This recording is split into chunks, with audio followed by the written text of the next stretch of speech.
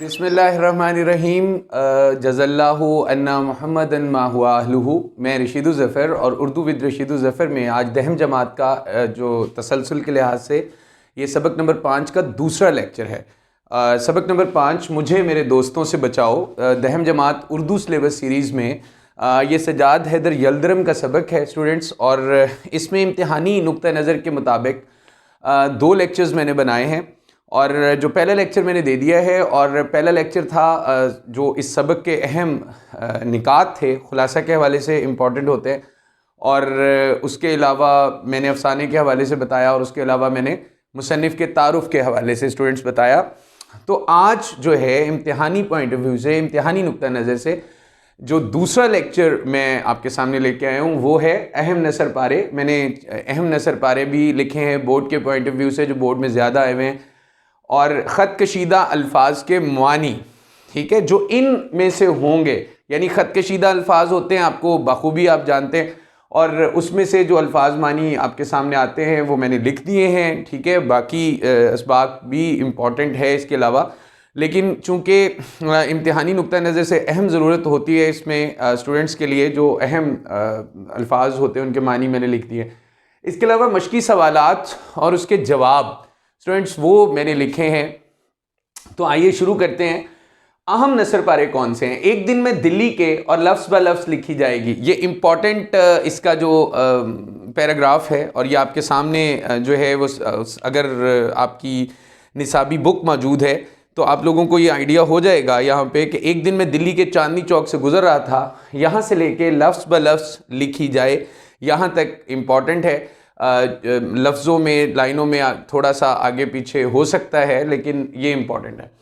लोग कहेंगे कि इस दिल पर कैसा सदमा हुआ, सदमा हो, यहाँ से लेके यहाँ तक इम्पॉर्टेंट है स्टूडेंट्स।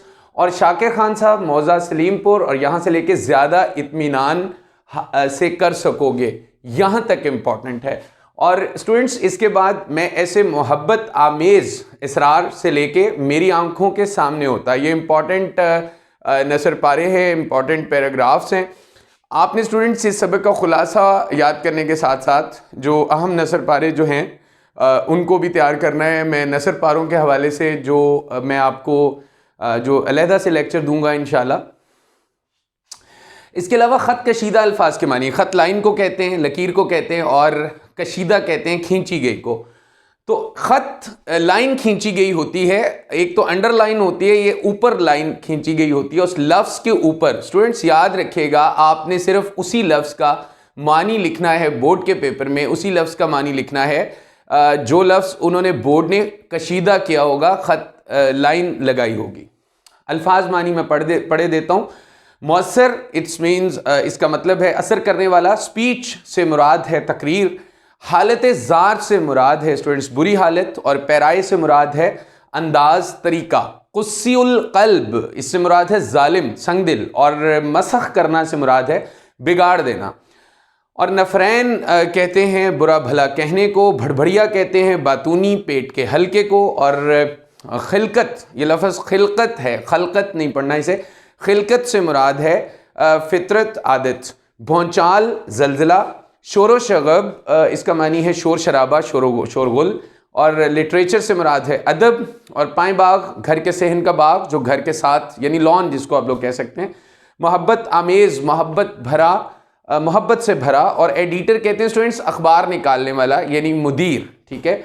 और इसरार के मानी होते हैं ज़िद, ठीक है। आपने कोशिश करनी है कि इस सबक को बहुत अच्छे तरीके से आपने प्रिपेयर करना है, और इसका पहला हिस्सा लाजमी देखना है। पहले हिस्से में मैंने आप लोगों को इस सबक के हवाले से सारा गो थ्रू करवाया है कि कैसे जो है इस सबक में मुसन्निफ़ के क्या ख्याल है, क्या तख़य्युल था, किस तख़य्युल को जहन में रख के स्टूडेंट्स उसने ये अफसाना लिखा है। अब मैं मशकी सवालात और उसके जवाब, देखिए मैंने मशकी सवालात और उसके जवाब जो हैं वो वैसे ही लिखे हुए हैं स्टूडेंट्स जिस तरह बोर्ड के पेपर में आपने अटेम्प्ट करने हैं, ठीक है। आपने पूरा सवाल लिखने नहीं बैठ जाना। पूरा सवाल लिखने बैठेंगे आपके पास टाइम नहीं है। आपके पास सिर्फ 2 घंटे 10 मिनट होते हैं पंजाब बोर्ड्स में, और 2 घंटे 10 मिनट का मतलब है 130 मिनट, 130 मिनट्स होते हैं। और 130 मिनट्स में आप लोगों ने सारे सवालात को हल भी करना है। मजमून का सवाल भी है आपके, और स्टूडेंट सवाल नंबर 1 है फ़कीर की तकरीर, मैंने जस्ट उसमें हिंट दिया है। जवाब है इसका, चांदनी चौक में फ़कीर की तकरीर का खुलासा ये था कि मैं आफत का मारा 7 बच्चों का बाप हूँ और मोहताज और गरीबुल वतन हूँ, मेरा कोई दोस्त नहीं है, मैं परदेसी हूँ। ठीक है। और इसके बाद स्टूडेंट्स सवाल नंबर 2 है, मुसन्निफ़ पर तकरीर का असर। जवाब है इसका कि मुसन्निफ़ ने फ़कीर के साथ जब अपनी हालत का मुवाजना किया तो उसे ख़ुद से इस लिहाज से बेहतर पाया कि फ़कीर का कोई दोस्त नहीं है, यानी फ़कीर का कोई दोस्त ना मुसन्निफ़ के, फ़कीर का कोई दोस्त नहीं, और मुसन्निफ़ के ख़्याल में फ़कीर का कोई दोस्त ना होना यहाँ पे है, फ़कीर का कोई दोस्त ना होना मुसन्निफ़ के ख़्याल में एक नेमत से कम नहीं। क्योंकि आप लोगों को सबक के कंटेंट का पता है, इसका कॉन्टेक्स्ट क्या है, और आप लोग अंदाज़ा कर सकते हैं कि मुसन्निफ़ क्यों कह रहा है कि फ़कीर के जो दोस्त नहीं हैं तो ये नेमत है। क्योंकि मुसन्निफ़ एक अदीब है, एक राइटर है, एक मुसन्निफ़ है, एक शायर है, तो उसको लिखने की ज़रूरत पड़ती है और लिखने के लिए आपका बिल्कुल पुरसुकून होना बड़ा ज़रूरी होता है। ठीक है। इसके बाद स्टूडेंट्स सवाल नंबर 3 है, भड़बड़िया दोस्त से शिकायत। मुसन्निफ़ को अपने भड़बड़िया दोस्त अहमद मिर्ज़ा से ये शिकायत है कि वो जब भी आते हैं तो शोर मचाते और चीज़ें उलट पलट करते हुए आते हैं। उनका आना किसी भौंचाल से कम नहीं होता और जाते हुए हाथ इस कदर ज़ोर से मिलाते हैं कि उंगलियों में दर्द होता है, और मुसन्निफ़ के कुल ख़यालात भी जाते हुए ले जाते हैं। तो ये तीसरे सवाल का जवाब हुआ। और चौथे सवाल का जवाब है जी, मोहम्मद तहसीन की गुफ्तगू का महवर। जवाब है कि मुसन्निफ़ के दोस्त मोहम्मद तहसीन की गुफ्तगू का महवर सिर्फ़ उनके बाल बच्चे और उनकी बीमारी होता है। मुसन्निफ़ जितनी मर्ज़ी कोशिश कर ले वो इस मौजू से बाहर ही नहीं आते। तो स्टूडेंट्स ये देखें, अगला सवाल है सवाल नंबर 5, मुसन्निफ़ के अदब पसंद दोस्त। जवाब, मुसन्निफ़ के दोस्त शाकिर ख़ान साहब जो मौज़ा सलीमपुर के रईस और इलाके में नहायत मुअज़्ज़ज़ आदमी हैं, वो अदब के दिलदादा और अदीबों से मुलाकात का शौक़ रखते हैं। तो स्टूडेंट्स ये आज का हमारा लेक्चर था। पढ़ते रहिए और कोशिश करते रहिए कि आपने इतनी अच्छे से मेहनत करनी है, क्योंकि अल्लाह जो है वो मेहनत करने वालों का दोस्त होता है, और आप जितनी एफ़र्ट कर रहे होते हैं, जितनी मेहनत कर रहे होते हैं, इससे यकीनी तौर पे, और अल्लाह किसी की मेहनत को ज़ाया नहीं करता। ये अल्लाह ताला का जो है रबूबियत की शान है, और ये अल्लाह ताला की जो अल्लाह ताला हमारा खालिक मालिक है, उसकी ये शान है स्टूडेंट्स के वो मेहनत को ज़ाया नहीं करता, वो मेहनत का समर ज़रूर अता करता है।